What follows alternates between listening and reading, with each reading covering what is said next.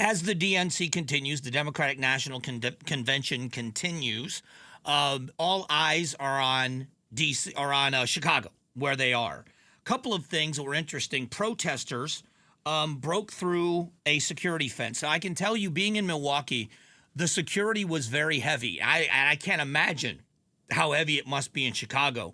It was predicted to have about 100,000 pro-Palestinian protesters. We heard the numbers weren't quite that high, but that's still a big number. I mean, let's say it's 80,000. That's on top of what happens in a city, what they do with road closures and the way they do it with concrete barricades and bringing in bulldozers and bringing in city buses and dump trucks to block off areas.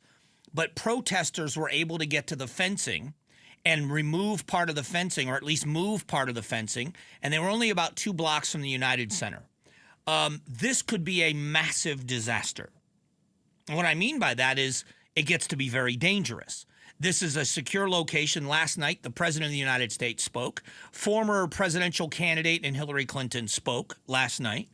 So you're talking about some big players in American politics. So this is something to keep a very close eye on. I don't know how much the media is going to cover it. And it's not a criticism necessarily, but this is a big deal. If you're breaking through the fencing, and the way they have these barricades set up, and it's not chain link fence either. These are very heavy steel mesh fences with big frames. So for them to be able to move that, or however they were able to do it, took some work. But then securing those areas and having security on high alert to get in and out, if you're credentialed and the rules are amazing. And how you're credentialed to get in, you got to clear security, and they not only x-ray your items, but they go through, if you have, like I took a backpack in every day, they go through by hand every backpack, every piece of equipment that goes in. It is a very tight to get through security. So it's going to be a long week for the men and women in law enforcement, and they have law enforcement from across the country. I saw law enforcement from Florida and other states, but as far away as Florida in Milwaukee, Wisconsin. They've got federal agencies. They've got HSI. They've got, which is Homeland Security Investigations. They've got the Secret Service. They got all kinds of federal agencies there. And it's just an interesting process. Joe Biden spoke last night. I want you to hear a little bit of what President Biden had to say. Talked about his record on the economy. Record 16 million new jobs. Record small business growth. Record high stock market, record high 401ks, wages up, and inflation down, way down, and continuing to go down. All right. Listen, I'm sorry. Inflation down. Prices are up about 23 to 25% on average from when he took office. So it's easy to say, here's how you spin it. And I would listen, if it was Donald Trump, he'd spin it the same way, except they'd call him out for it.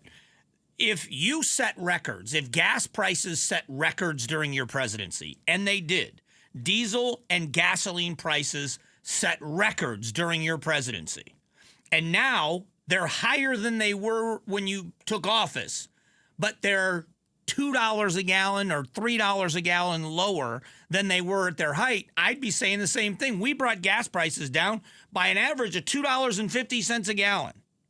Well, you didn't tell them you set records. I look at, they've got to put their best foot forward. But I will tell you that I don't wish anything bad on anyone. I don't wish him ill health.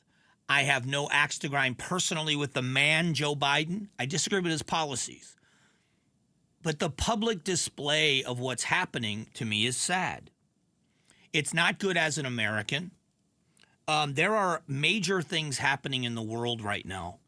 The Middle East is a powder keg. There was the IDF, the Israeli Defense Forces, yesterday took out a weapons depot in Lebanon, Hezbollah weapons depot. I saw the video. It was a massive secondary explosions because they hit a weapons depot.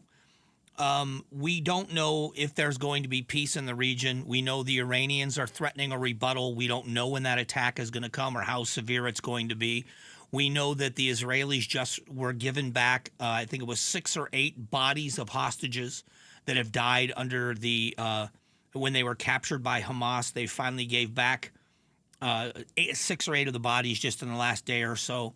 So this is a very treacherous time. And so the person that's in charge of making these decisions has to be someone that the world respects. And that to me is something that's a concern. And I'm anxious to see how the DNC goes this week. I will be interested to hear the candidate herself speak when Vice President Harris speaks. I'll be paying very close attention to that.